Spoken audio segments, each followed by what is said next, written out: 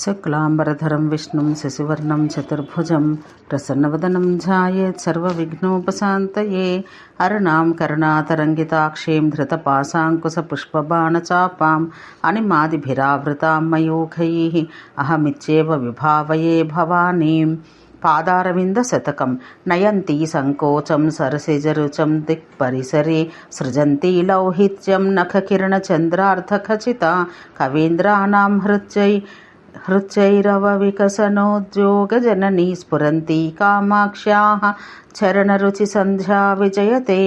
పద్మముల యొక్క కాంతిని తిరస్కరిస్తూ కేవలం తన పాద నఖముల నుంచి అరుణారుణ కాంతులు ప్రసరింపచేస్తూ కవుల మానస సరోవరంలో కలువలను పోయిస్తూ కామాక్షీదేవి పాదముల కాంతులు ప్రకాశిస్తున్నాయి. విరావైర్మాం జీరైః కిమపి కథయంతీవ మధురం పురస్తాదానమ్రే పురవిజయినీ స్మేరవదనే వయస్యేవ ప్రౌఢా శిథిలయతి యా ప్రేమ కలహ ప్రరోహం కామాక్ష్యాః చరణయుగళీ సా విజయతే. ఈ వింతను తిలకించండి. జగన్మాత అలక తీర్చడానికి ఈశ్వరుడు మోకరిల్లాడు. అప్పుడు అమ్మ పాదముల అందలు చేసిన శబ్దంతో ఆమె మాట్లాడిందని భ్రాంతి కలిగి చిరునవ్వు చిందించాడు శివుడు.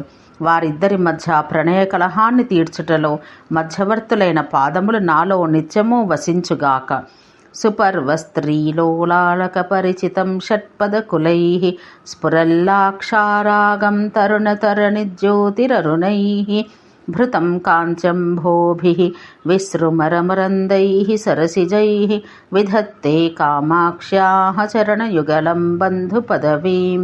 దేవతా స్త్రీలు అమ్మ పాదాలకు ప్రణమిల్లుతుంటే వారి కేశాలు తొమ్మిదల వలె తిరుగాడుతున్నాయి. ఆమె పాదములపై ఉన్న లత్తుకతో పద్మములు ఎర్రగా ప్రకాశిస్తున్నాయి.